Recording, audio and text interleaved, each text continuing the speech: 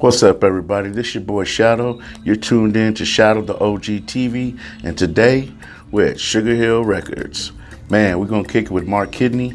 We're gonna walk around a little bit. We're gonna go see him in the session. He's doing a mastering session, and as soon as we get with him, we're gonna do a little interview. So if you ain't heard of SugarHill Records and you from Houston, man, then you don't know what's up. This is one of the oldest, one of the most notorious studios in Houston, and we're gonna kick it with Mark Kidney, the legendary engineer who's done everybody in the business. So keep it live, keep it subscribed right here, Shadow the OG TV. Oh, there he is, Mark Kidney. Shadow. What's up? What's up, brother? Doing good? Yeah. Man, here we go, man. We finally catch up to Mark Kidney doing his craft. If you don't know who Mark Kidney is, I mean, come on, man. This is legendary Grammy award-winning, nominated. How many Grammys you got? Two. I got none. Man, how long I've known you, Mark? Over 20 years. 20 years. I think when the first time, I don't remember if you were around, but when I was doing Aggravated, Yeah. and I think the first song I did was I Am Your Future. Okay. Yeah. Wasn't that the first EP that they put out? That was the first EP they did, but I wasn't. That was with Klondike Cat, right? It was with Klondike Yeah. Cat, and I wasn't part of the group then. You know what I'm saying? Honestly, because me and my brother did Making It Matter Worse. I was telling my followers that, you know, they always think that I was an Aggravated member. Originally, I wasn't. My brother did that song at the old Jam Down studio off of Telephone Road. Yeah. And you were back. What was the console that y'all was using back then? I think it was a piece of crap. I think it was a Mackie. It was a Mackie, right? And then it was hooked up to like one of those, the first time, it was so, ADATs, that's what it was. And man, back then, that was the tech, we was like, woo, what's that? It was new to us, you know what I mean? And you were the one running the board. I came in the most hated, you know, at the time, you know what I'm saying? But the Aggravated been recording there for a while. Yeah. And then we became most hated. We got signed with Jam Down. Right. And then like a few months, maybe several months later, they signed Kiki. And it just... Right. Now, I remember all that because I was working on all that stuff all at the same time, and then we did Southside. Right. Not true. The first song we did was, I think, maybe for Al D's record. Right. Home of the Free? Home of the Free, or it might have been Minded Easy. Oh, that's right. Minded Ease. You're right. Damn, that's way back. And that was the first thing that was when I met Kiki. Right. And then we came in, and we're like, all right, so we did Southside. Okay. And then that's when he did. That was for Dope. That was the first song we did. For Dope. Oh, wow. We had nothing to back it up, and they leaked it to when the Box did the Straight from the Streets. Right. On Sundays. Right. They gave it to them, and going, hey, maybe we'll get a couple spins, you know. Right. Ended up being. And it took off. Yeah. Southside Anthem. But we had nothing to put behind it. Right. It was like you put the cart in front of the horse. So we ended up living in the studio basically for like 3 weeks because we had to get an album done. Yeah. Before he lost all that heat from the single. That's right. Damn. We got it done, but I mean that was when we were working out South Coast. Right. Oh, okay. Okay. South Coast. Over Frizzwood. Yeah. Enemywood. But we were, you know, straight up, you know, living out there basically. Yeah, you know, I remember that. We did the same thing with Carlos when we did the Third Wish. We put High So High out, thinking we'll just get a few spins or whatever, you know what I mean? And it hoping. Yeah, hoping. And it flew off the record, off the damn thing, and then Carlos was like, hey dude, get ready to divorce your wife, man, because you're gonna have to live at the dope house for the It actually all ended up working out because by the time we finished the record, master was ready to get pressed up. Yeah. That was when Southside was finally dying down. Right. Because it had been like almost 3 months. Almost 3 months. Yeah, I Yeah. remember I hated Southside. I hated High So High. There was a part, this is back before, you know, we were using tape machines and stuff. Right.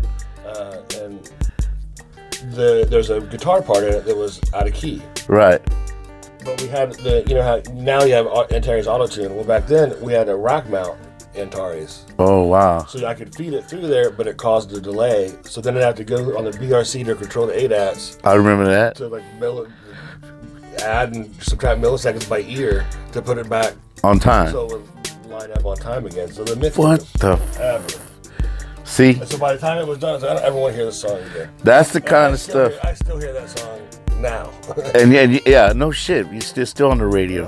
That's the kind of shit that Mark Kidney and all the engineers, you know what I'm saying, they have to go through. That's the behind the scenes that nobody ever even knows. You know what I'm saying? The work that you have to go through just to get it a 3-minute song right. So how many hours for a 3-minute song? Right. And you know, because we were in such a hurry, that didn't help things either. No, of course not. When you're rushed, stuff gets messed up, and then you got to do it again, do it again. People don't, man. See, and that's just the life. Check it out. We're gonna listen for a minute.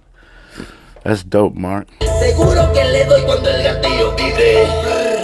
Estoy acostumbrado a esto. Estoy acostumbrado a esto. Desde chiquillo aprendido. Lines sapos que andan buscando los clavos. Marcelen haciendo los varos. Con mis compas los locos tumbados. En la esquina retachando los dados. Llegó el águila con, ándese con cuidado. Fumo demasiado hasta parezco un chinillo. Well, yeah, I've been mixing all their stuff from Virus for like the past decade. Oh, wow. And I think this is maybe the 3rd or 4th record I've done for someone. Mm-hmm. And that's his name, Someone? Someone, SM1. SM1. Okay, cool. But it's actually spelled like the whole word Someone and then SM1. And then it's SM1. That's dope. And they're part of Quinta Sol. Or he was a member of Quinta Sol? No. It's from the same label. Oh, it's from the same label. Quinta Sol, man, they got some dope Spanish. And this record's been done a few times. Oh, wow. Like we finished it a few times, and they keep changing stuff, which is cool. Yeah. That happens also all the time. All the time. So this is the last one that today, they basically they didn't like the way the song was structured. Right. So they restructured it and then sent it back to me. And then I ran it through the mix that I'd already mixed. Right. I mastered it now. I'm just plugging it into the CD because the CD was basically done before this. Okay. So all I have to do is plug in the new version and run out iTunes copies. Exactly. This is how you really do it. You know what I'm saying? And it just sounds so crisp and so clean. That's dope. You just continue what you're doing. I don't know what.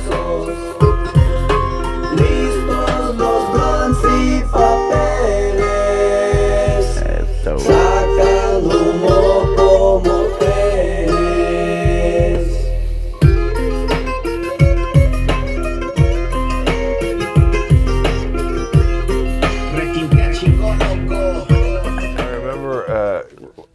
One of my favorite stories to tell. And I really want to hook up with Ike Man and Villain too. If you could. Oh yeah. Make that happen. We can make that happen. It was when we were out at South Coast. We were finishing the Most Hated record. Right. And it was the the last day of mixing or something. And so we were barbecuing chicken out, in the front of the studio. Remember? Right. And we were all drinking champagne. Because we're celebrating. Yeah, we spent a lot of time on that record. Yeah, no shit. And Patrick spent a lot of money. I think that's why he went from the whole group to just 3 guys on the no rest for the real. But we were standing outside, and there was like 20 of y'all, or maybe even more. Mm-hmm. And it's hot. Everybody's got their shirts off, and I'm just sipping on champagne. And Ike Man walks up to me, and he's like, "All right, Mark, it's time."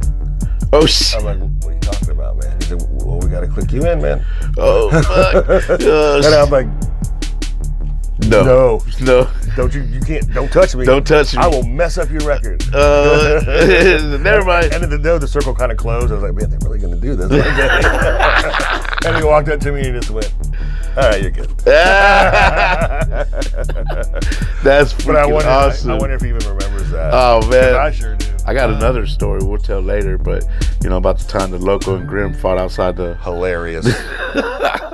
Actually, at the time, it wasn't funny at all. I was angry. Pissed.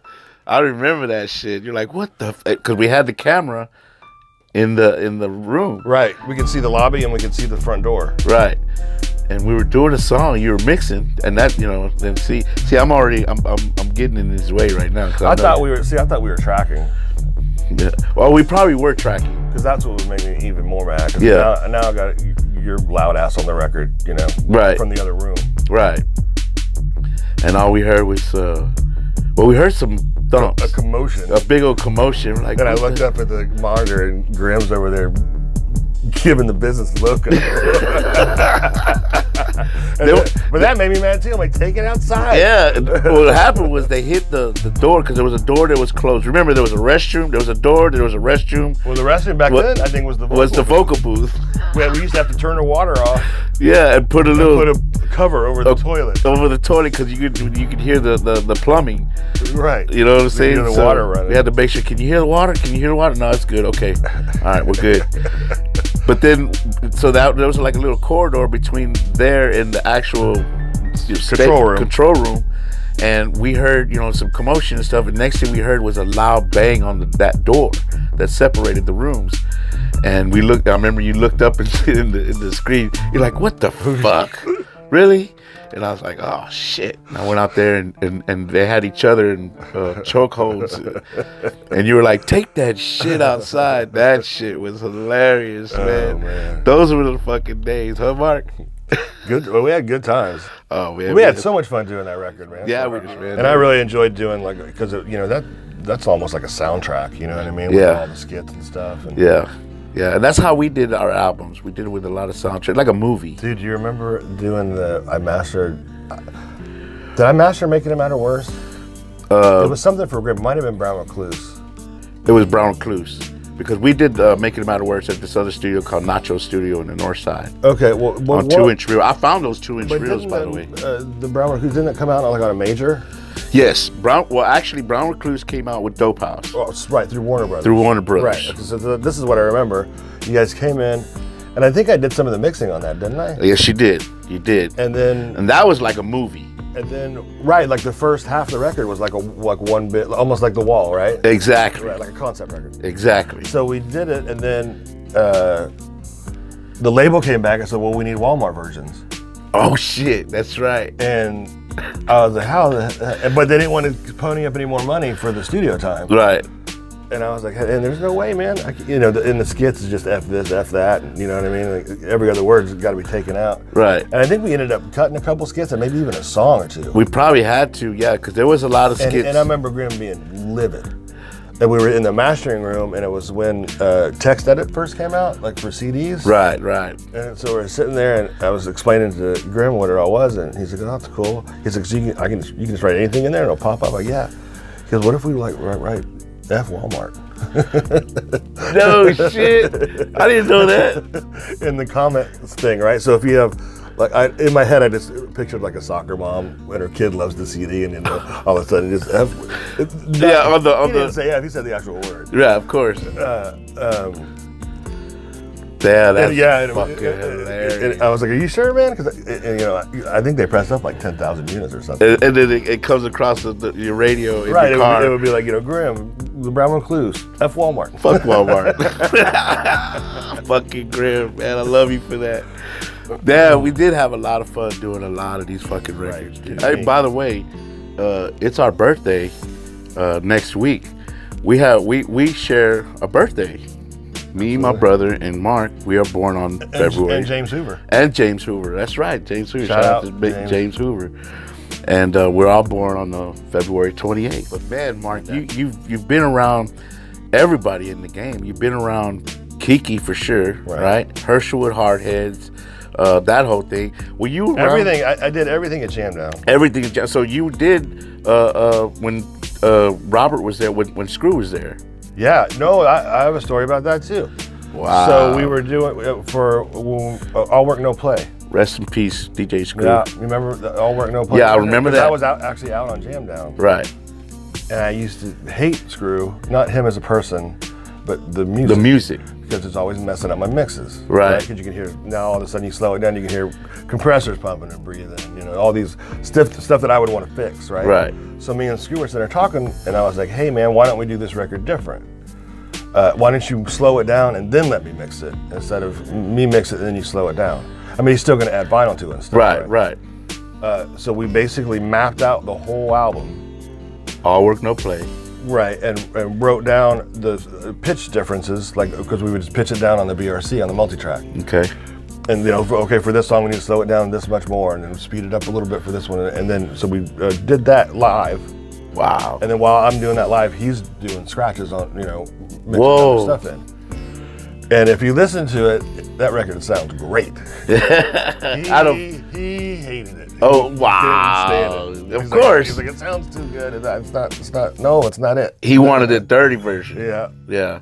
That's crazy. See, that's, you know what I'm saying? Only here on Shadow the OG TV where you find out shit like that. You know what I'm saying? So you did nothing wrong with Patrick. When I met Carlos, it was Warriors. Yeah, it was. And I remember he came in and we were recording that song, and I'll never forget Morticia might throw a fork at you. Yeah. Daddy, who is this dude? Yeah. And I remember then I saw him all the time after that. It seemed like he was always around after that. Yeah, he was. He was always wearing a white T-shirt.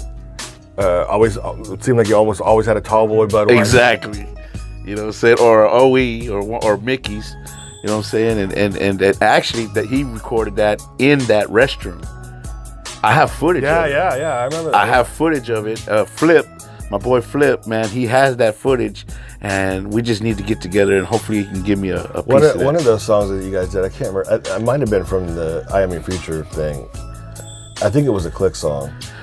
But at the very end, you know, everybody's shouting out names. Shake, strength in numbers, strength and then, I think it was maybe Rafiq. Somebody got in the booth and they were shouting out names, and it's just funny because it's like, you know, Grimm and Villain and Shadow and da-da-da, and Mark Kidney. Yeah. No, that was on the aggravated the intro. That was the intro of the aggravated. You know what I'm saying?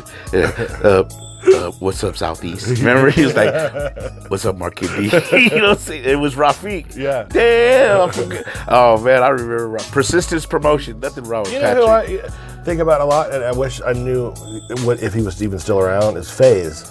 Oh, you know what? Somebody brought it. Oh, it was Big C. Big C. Shout out to Big C. He brought him up. We talked about FaZe, and I've gone on the internet and I've seen, because Jam Down has their little roster of all their albums and stuff, and I seen that one album. Did he ever put that album out? No, never. But they did a cover. We for mixed it. and mastered it. So you did do an album, but it never came out. I think we did an EP. Okay. Because I know we did a single with Kiki. That's crazy. For FaZe though. Yeah. And then he did a song called Mad About Melody. Man, that guy was brilliant. Oh man, he came on No Rest for the Real. You know what I'm saying? He came on Lowrider. Lowrider. You know what I'm saying? Yeah, he came on a boatload of stuff. Figure out what it is. He was a great producer too. Yeah, he was. I wonder whatever happened to FaZe. Yeah, that's what I'm saying. I wish I knew. I'd still use him if I knew how to get a hold of him. Yeah. See, Mark is one of the best at mixing his ears. Top of the line. I call him wolf ears. You know what I'm saying? But he's got great ears and he just knows his shit. You know what I'm saying? And he makes your shit just sound so badass. You know what I'm saying? I appreciate that. No, it's true. It's true. You know what I'm saying? Whenever I can afford him, I call him. You guys want to know, when you find a good engineer, look at their discography and see how many, if they work with the same artist like for multiple records in a row, that's who you want. Yeah. Because that means those people aren't leaving. Right. I've got artists that I've done, 12, 13 records for. Like us. And they're not going anywhere. Yeah. Or I hope they don't, I hope they're still happy. And, it's my job too. I got to stay on top of everything. And well, I look at it like this, Mark. I look at it like this. It's like whenever you choose a doctor, or hell, whenever you choose somebody that's going to cut your hair, like you're going to go to that same person over and over because you trust them and you love the way that they take care of you. And the more you work together, the better things get. Right. So, just look at. I'm gonna show you his list of people that he's worked with. I can't even name them all. Right? It's just go to his website. What's the name of your website? TheStoneSound.com. TheStoneSound.com. Go to that website. And there you can reach me. It's got my phone number. It's got my email address and all my links to my social media. There it is. You know what I mean? We're gonna post it right here. You'll see it right above Mark's head right now. But what you're gonna do is you're gonna go to that website and basically just scroll through all the many albums. And that's that he's probably done. only, And that's not even all of them. No, not even close. Like I said just earlier when we were standing outside, what's his name? You were just talking about him. You just interviewed him recently. Oh, Big C. Yeah. He posted a song that I had completely forgot Yeah. As soon as I heard it, I was like, I know this song. It's how it always is. Right. And then, I remember the specifics of the session even. Right. But you didn't recall it until you had to hear what the name of the song was. I mean, that was forever ago. that was like Don't Mess with Texas days. Yeah. So that was back in the 90s, man. We was on You top remember of the going world. to the release party when they signed a polygram? Nuh-uh. When Jam Down signed a polygram? Nuh-uh. I don't remember. I know most of Aggravated was I there. probably Or went, but most dated. those are some phasey days. No pun intended, face. But those are some. It was just funny because, you know, it was mostly black people. Okay. And then y'all. Yeah. And then me, right? And I didn't want to go. Patrick walked into the studio. We were working. And you were a long-haired hippie at the time. You know what I'm saying? Long hair. Yeah. And Patrick came in and he's like, Mark, here's your passes for the thing tonight. You know, bring a date. And I was, no, I'm not going. He's like, oh, yeah, you're going. You know, here's your passes. Oh, yeah, no, I really don't like these functions, Patrick. I really don't want to go. He's like, I'm not asking you, man. He's like, I'll see you at the damn thing and bring a date. No And I shit. stormed out and I was like, shit. So you went. I got a date and I went. And it was hilarious because BET was there even. Oh, I think I do remember Yeah, that. it was a big deal. Yeah, okay. Yeah, it was at that, off of 59. Yeah. Yeah, right there off 59 in remember the name of it. Hillcroft. Yeah. I do remember that. I do remember And that. so we are all in the VIP section. Yeah. And we're sitting there, and I think it might have been Grimm or Ike. So one of you guys had gone to the bar and come back and laughing. And I'm like, what's so funny, man? It's like, dude, everybody's like, who's that white dude up there? And like every rapper that walks in the door goes and shakes his hand. I don't. Who was that dude? Yeah. Because I mean, there was a lot of famous people. Yeah, you know? yeah. And we knew everybody. Yeah, you knew it, yeah. But they were like, but he knows everybody. Right. Or they know him. Right. Why do they know him? He's that long-haired hippie, the studio guy. Yeah, And that's what I was going to ask you. Okay, so you worked at Uptown, you worked at Jam Down, South Coast, Digital Services with John Moran, I interned at Sound Arts. Sound Arts, James Hoover, you worked with James Hoover. Gary Moon. Gary L. Moon. Oh my God, I remember Gary L. Moon. I love that guy. Where else? I mean, here, SugarHill. SugarHill. Then I had my own spot downtown for Oh, that's 4 right. years. For 4 years. So basically what I did, like I kept the Stone Sound, that's my company. Right. And I just, everything I do is a blanket under that.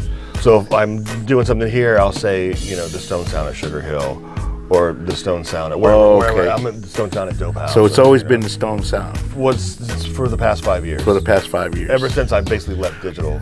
Okay, because Digital was on Shibby Rock, but they moved way in the hell out in Tomball. Horrible. Right.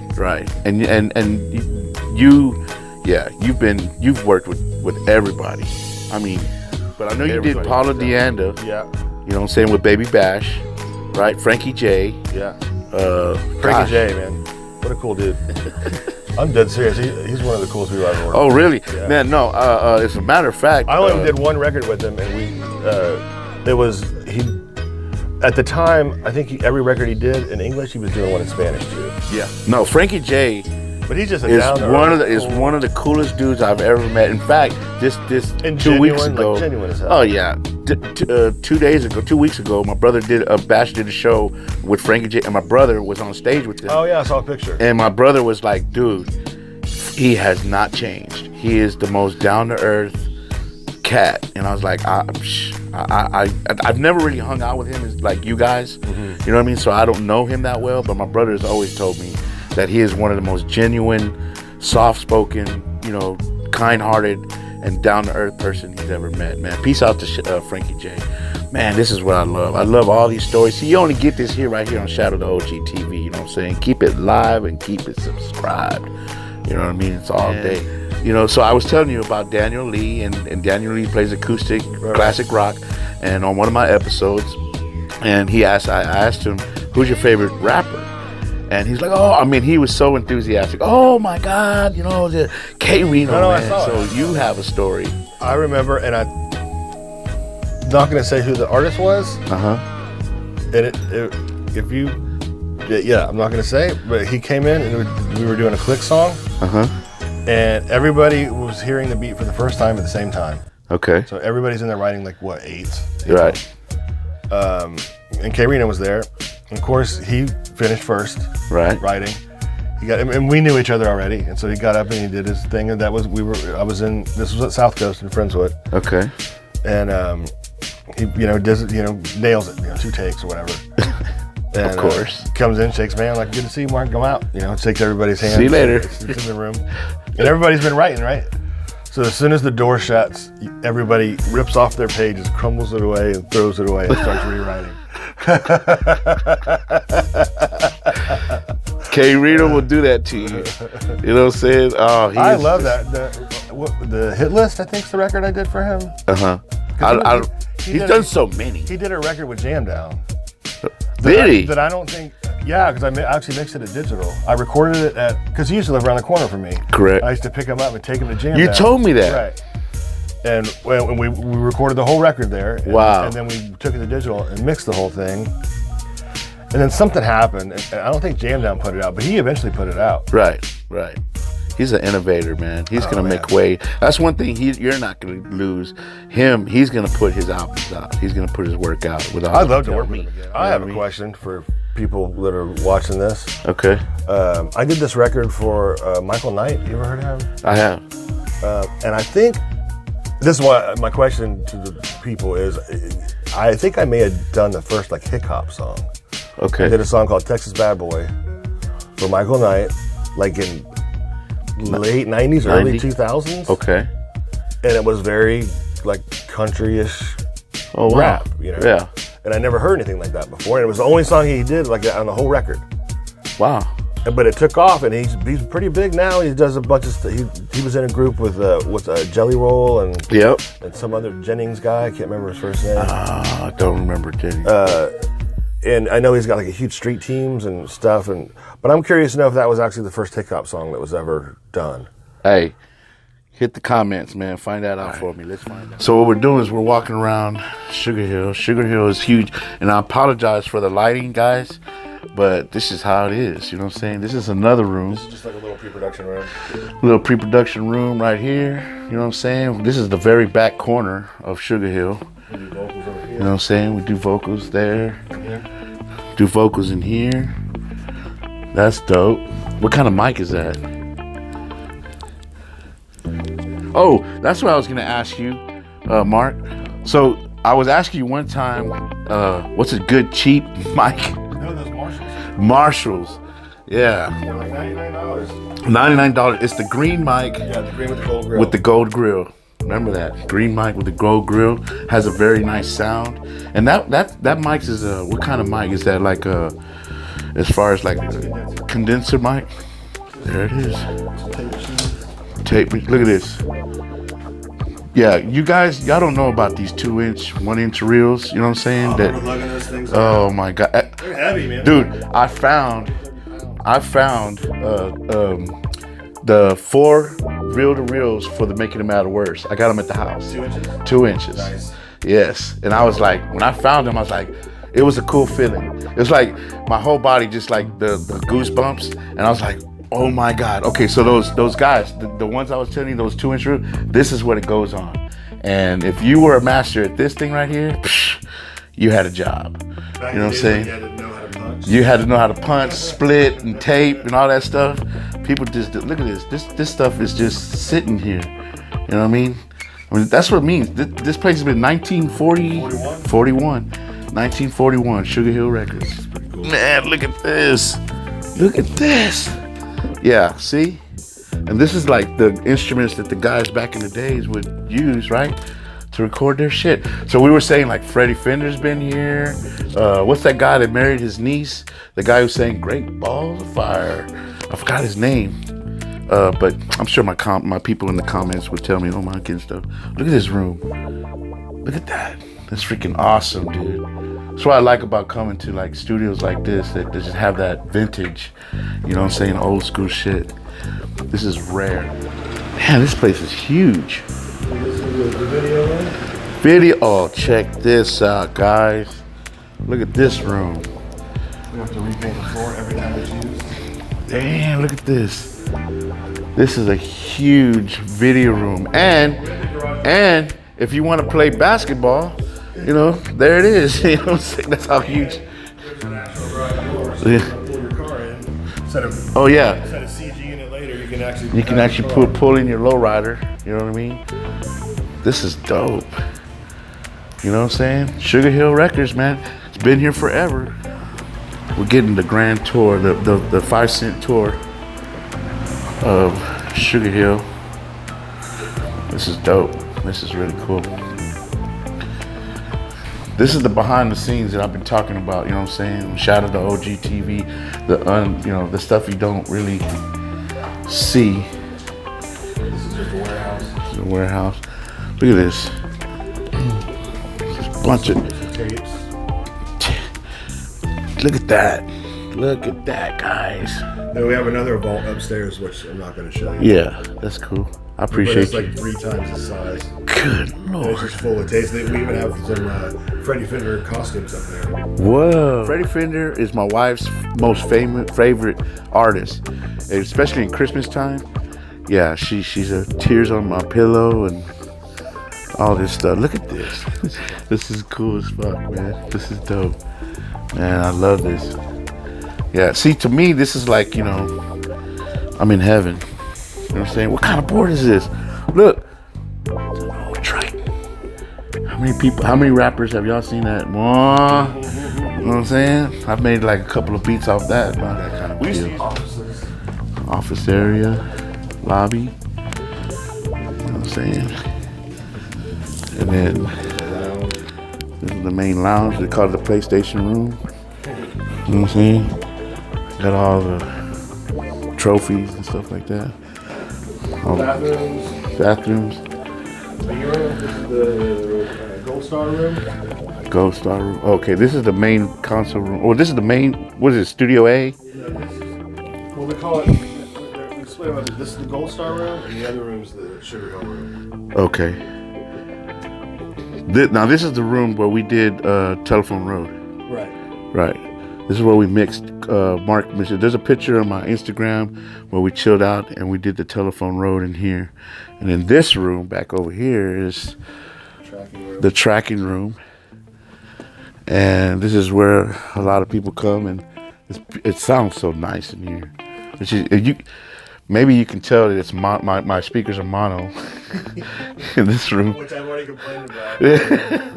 Hey, I'm sorry, man. You know what I'm saying? I should know better, man. But I buy $30 mics. You know what I'm saying? So, but this is the main tracking room, and the walls could talk. You know, it's got so much history right here. No joke. This is crazy. This is badass. And then it says up there, SugarHill Studios. That's dope. Man, I appreciate you just letting me walk around this mug. I don't think we can go back in the SugarHill room. I think there's a session that I heard. And that's where Bushwick, I last saw Bushwick here when he was working on his album right before he passed. He was almost living here. My wife. This is a reverb chamber. Oh yeah. I remember when they showed me that when we did Actually, it's just a big concrete room with a speaker and a microphone, so you can feed signal from the control rooms into here and get a natural reverb. And depending on where you place the mic and the speaker, changes the. and then there's 2 of them. No, it's one big one. Oh, it's one big one. Okay, so there's 2 doors to that one. Here, like if you knock on it. Oh, that's crazy. That's where you get the real reverb. I was saying, my wife, we met Bushwick right before he passed here. In fact, it was the day before he announced that he had 4-stage cancer. And my wife, she gets mad at me the whole time, Mark, because we didn't take a picture with him. And we were sitting right here, and we were just kicking it with him. This is the kitchen. And we were just sitting right here, and we must have talked for about a good 30 minutes. And we left, and my wife was like, we didn't take a picture with him. And my wife was like, that's, she was starstruck. And you know me, I've worked with him. You know, I didn't know to take pictures. You know, I don't take pictures, of everybody. But I should have took a picture with him It's and funny my 'cause, wife. he was the last one from the Ghetto Boys that I hadn't worked with. Okay. But I did that song with Carlos. Right, Yeah. with him.